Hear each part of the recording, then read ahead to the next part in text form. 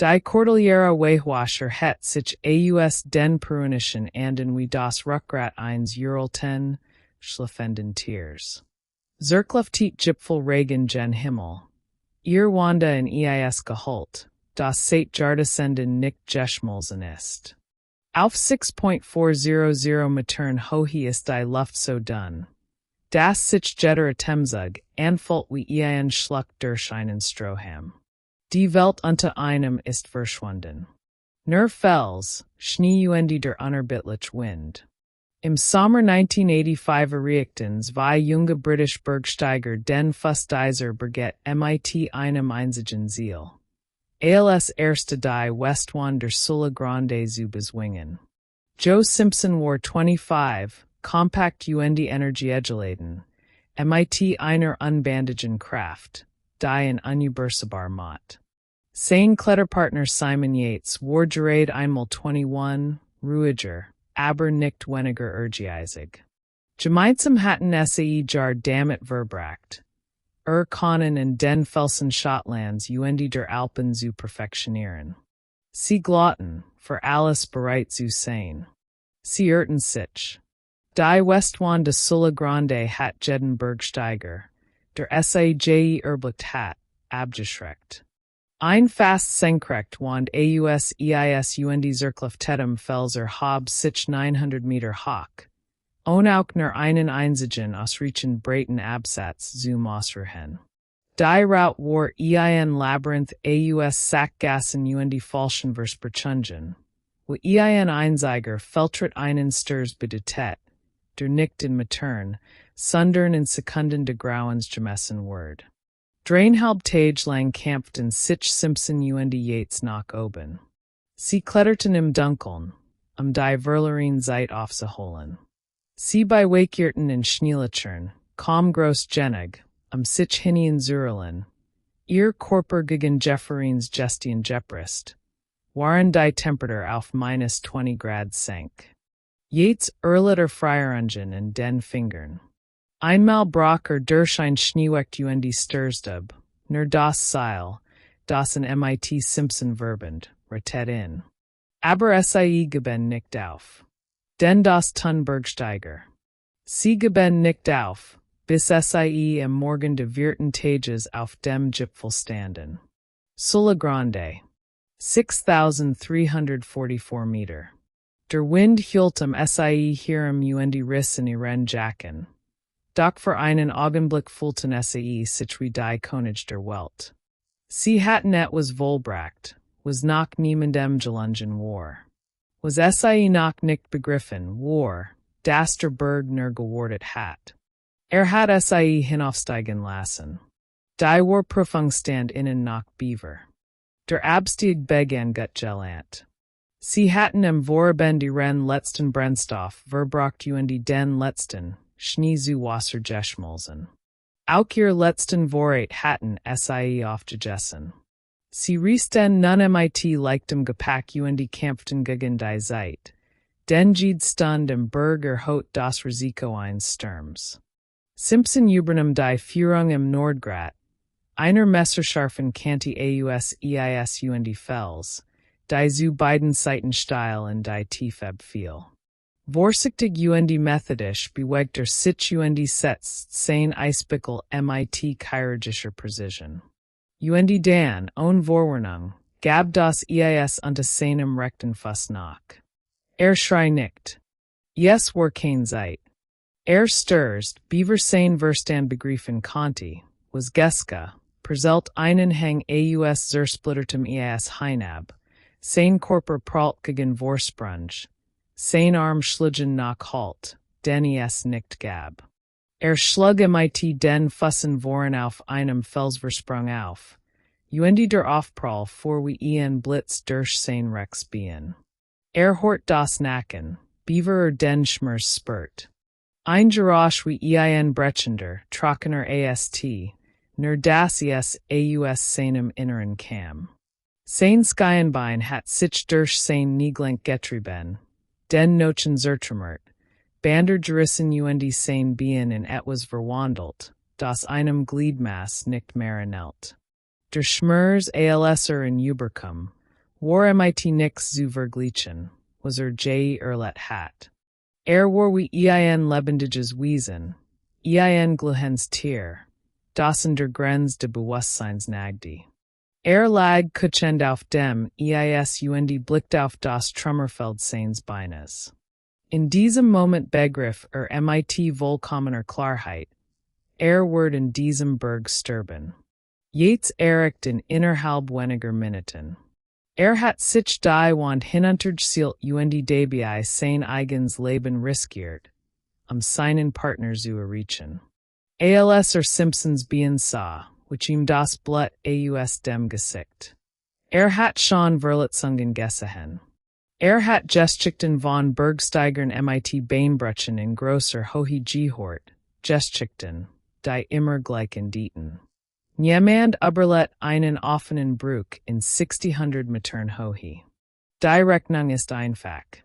Der Körper kann nicht ohne Ruhe, ohne Warm, ohne medizinische Versorgung heilen. Und nix davon hatten Seil. Aber Yates sagt nix davon. Sah Simpson in. Und Simpson sah Zurich. Und in diesem Blick lag ein unausgesprochen Übereinkunft. Sie wurden es versuchten. Sie wurden es versuchten, while die Alternative undenkbar war. Sie hatten zwei Seil, jeds 45 Meter lang. Yates notiert Seil zusammen und Verenkurt sich in der Felswand. Der Plan war primitiv aber raffiniert. Yates word Simpson in 90 Meter abschnitten den Hang hinunterlassen, dann selbst abstagen und das ganz wiederholen. Es war ein langsam, qualvoll Arbeit. Jeds Mal, wenn der Noten zwischen den beiden Seilen Yates Gertzi gericht, muss Simpson sein Vols geücht auf seinem Zertrümmerten bien tragen und auf dem stehen oder sitzen. Waren Yates das System nu befestigt. Die Schmerzen waren unbeschreiblich. Simpson schrieb später, dass immer wieder das Bewusstsein verlor, dass Jeter abstiegen neuer Hollenkreis war. Das bei Jeter Bugung spurt, wie die Nochen in seinem Bien rieben. Aber bat Yates nie aufzuhören. Sprach nie die Wort aus, die Seil bade dachten. Las Michigan in Ruhe. Sie kamen voran. Stund arbeiteten Seil sich die Felswand hinunter. Der Gletscher lag Gendwo unter innen. Ein gewaltiger Eisstrom. Der Schleißlich zum Basislager führen Word. Zu warm. Zu Sicherheit. Doch das Wetter schlugum.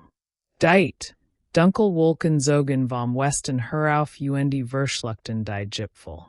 Es begann zu schneien, nicht der leicht Pulverschnee der hohen, sondern schwer, nass Flocken, die überall kletten und das spiegelglatt werden ließen.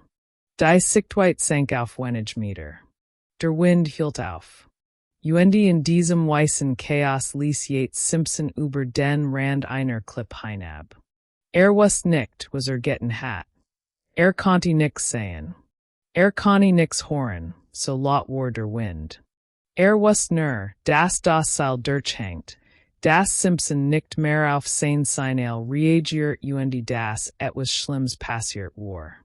Simpson, der 27 Meter unterhalb de Klippenrands in der Luft hing, was genau, was gestehen war.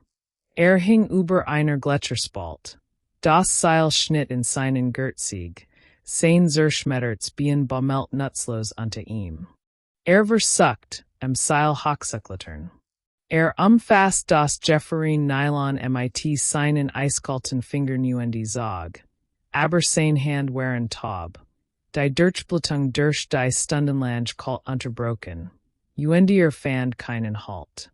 Versucht, sich mit Prüsigschlingen hochzusehen, doch sein Ausrüstung war verstritt, beim Sturz verloren gegangen, und hat nix, womit sich hat festhalten können. Über ein Stund lang hing dort. Über ihm hielt Yates das Seil mit letzter Kraft fest, sein Körper gegen den Berg gepresst, sein Muskeln brannten, und sein Gedanken rasten durch unzählige Möglichkeiten, die alle zum selben Ergebnis führten. Konnte Simpson nicht hochsehen. Der Winkel war falsch, die Reibung zu groß, sein eigen Lage zu prekar. UND-MIT jetter Minute zog Simpsons Gewicht in nachher und dann Grund. Yates traf ins Cheidung, die in sein Leben lang verfolgen sollt. Zog sein Messer durchschnitt das Seil. Simpson stürzt. Was nicht wie tief. Der Fall skien endlos. Stirs in Dunkelheit still. Sein Körper tumult durch den Raum. Jegliches Gefühl für oben oder unten. Prallt hart auf etwas. Die Deck einer Schneewi in einer Gletscherspalt. Der Aufprall presst ihm die Luft aus den Lungen. Dan stirs der Ernie tiefer, in das Schwarz de Gletschers. Landet auf einem schmalen Eisplateau, vielleicht 30 Meter unter der Oberfläche. Die Spalten wander hoben sich zu beiden Seiten wie die Kiefer eines gefrorenen Leviathans. Blau unwirklich glatt, verschwanden in der Dunkelheit über unter ihm. War alien. War verletzt. War sich sicher, das Simon Yates tot war. In seinem Kopf war der Ablauf klar. Yates war zuerst gesterst, das Seil hat sich gelöst, dann war Simpson gefolgt. Beide waren am Berg gesterben. Dieses Plateau war sein Grab. Aber was stimmt nicht. Begann am Seil zu sehen war tiet. Das sich Yates Körper irgendwo darüber spannen word. Stattdessen zog sich immer weiter zusammen. Hand für Hand zog das Seil heran, bis beide Enden in der Hand hielt. Das Seil war durchtrennt. Nicht gerissen. Durchtrennt. Die Kenntnis traf in wie Schlag. Simon let. Simon hat in Lostrissen. Nun war Simpson alien in einer Gletscherspalt, mit einem zertrümmerten Bien, Seil, Essen, Wasser Ausweg. Saß lang auf dem Skelfeis. Die kalt krach ihm bereits in den Körper, wusste, dass sterben word, wenn blieb, wo war. Die Unterkühlung word in sanfte Hinriffen, sein Körper temperter Grad für Grad sunken, bis sein Herz einfach aufhört zu schlagen. War auf sein Weiss friedlich. Like der Als das, was ein Begriff war zu tun. Denn Joe Simpson war nicht zum Auftreben geschaffen. Hat vielleicht noch sein Meterseil, den Rest, der in seinem Gertzig befestigt war. Hat sein Eisbickel. Hat ein Theorie, ein verzweifelt irrational Theorie. Das die Gletscherspalt nicht endlos senkrecht nach unten führt. Gletscher sind Eisstrom, standig in Bewegung, standig brechend. Die Gletscherspalt in der gefallen war, konnte sich verringern.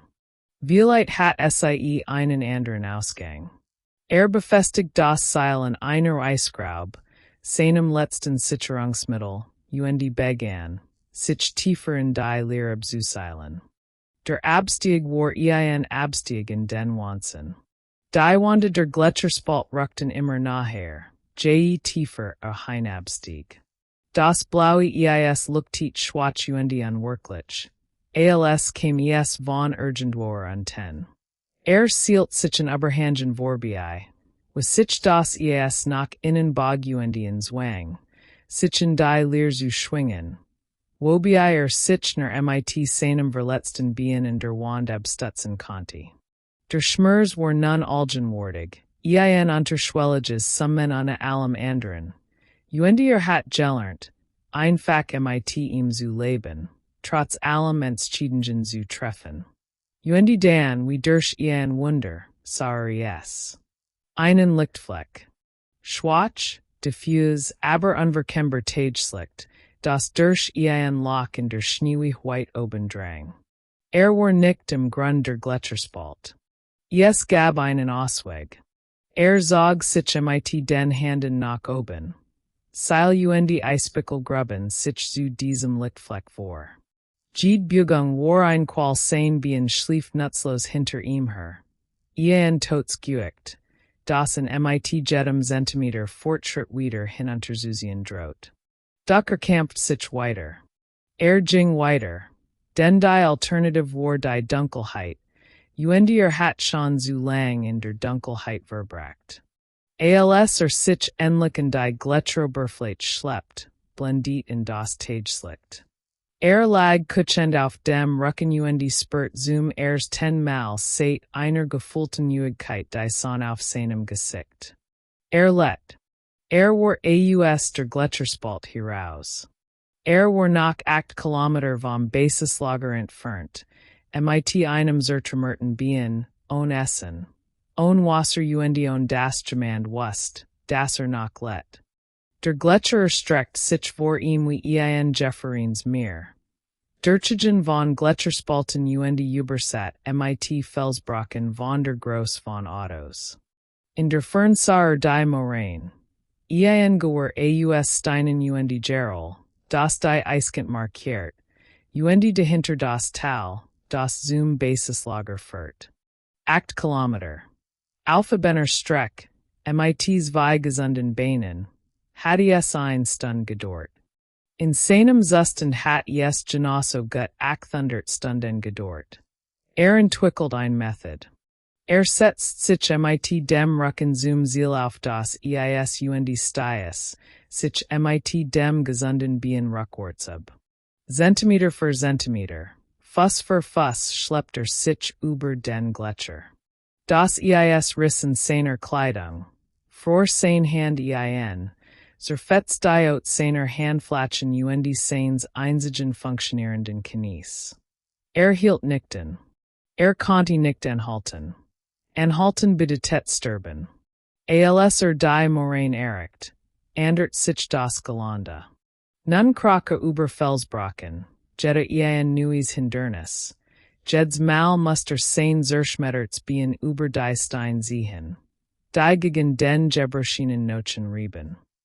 Stirs standig. Rappelt sich auf, balanciert auf seinem gesunden Bien, mod einen Hupfer Brock zusammen. Dan Crocker zum Naxen Felsbrocken, zog sich hoch wiederholt das Gans. In der ersten Nacht fand ein Flashmold zwischen den Felsen Verkroch sich hinein, zitternd vor kalt. Hat keinen Schlafsack, keine Unterkunft. Trug es einfach wartet auf den Sonnenaufgang. Sein Geist schwankt zwischen Klarheit Verwirrung. Halluziniert. Sah Menschen, die nicht waren, hört Stimmen, die nicht existierten. Einmal war überzeugt, das Basislager lag gleich hinter dem nächsten Bergrücken, kroch ein Stund lang dorthin, Beaver Kant, das es nur ein Schatten war. Zweiten Tag fand Wasser. Ein Rinsel Schmelzwasser, das zwischen zwei Felsbrocken floss, kaum genig, sein Lippen zu befütten, aber es war die erste Flüssigkeit, die seit 2 Tagen zu sich genommen hat. Lag mit offenem Munde, ließ das Wasser auf sein Tropfen weint. Dritten Tag erreichte den Rand des Gletschers. Vor ihm tat sich das Tal auf, langer hang aus Gerol Lism Gestien, der zum Fluss hinabfährt, jenseits des Flusses lag das Basislager. Konnte die Zeltjets sehen, winzig Punkt in der Fern, etwas in ihm zerbrach heilt zugleich. War nah dran. So nah. Doch sein Körper versagt. Die Dehydrierung hat einen kritischen Punkt erreicht. Sein Nieren versagten, sein Verstand war von Giftstoffen benebelt. Die sein Körper nicht mehr verarbeiten konnte. Kroch schleppt sich dann fort, legt sich schließlich einfach auf den Boden Wang sich zu bewegen, ein Handbreit nach der anderen. Abend des dritten Tages erreichte den Fluss. Konnte ihn nicht berühren. Die Strömung war zu stark, das Wasser zu kalt, sein Körper zu geschwackt. Lag im Ufer, lost dem Wasser fast einen Entschluss. Ward bis zum Morgen warten. Wenn dann noch let, wird einen Weg hinüberfinden. Simon Yates hat drei Tage im Basislager verbracht und sich auf den Aufbruch vorbereitet. War allen angekommen, dehydriert und mit Freierungen, und hat Richard Hawking, dem dritten Mitglied ihrer Expedition, einem nicht Bergsteiger, der im Lager geblieben war, erzählt was geschehen war. Hat das Seil durchgeschnitten. Joe war tot. Es gab nix mehr zu tun. Hawking hat schweigen zugehört. Es gab kein Schuld zu weisungen, keinen Trost. In den Bergen passieren solche Dinge. Man akzeptiert sie, oder man steigt nicht hinauf. Sie hatten ihr Ausrüstung gepackt. Sie hatten Joes Habslichkeiten verbrannt, ein Ritual de Abschlusses, das sich selbst beim Ausführen Hall entfällt. Die Maltier sollten am nächsten Morgen eintreffen, SAE Zurich in die Zivilisation zu bringen. Yates hat bereits begonnen, mit dem Geschehen zu leben. Und dann, am Morgen de vierten Tages, horten es an Geräusch. Es war zunächst leise, kaum hörbar im Wind. Ein Stimme, die von irgendwo jenseits de Flusses rief.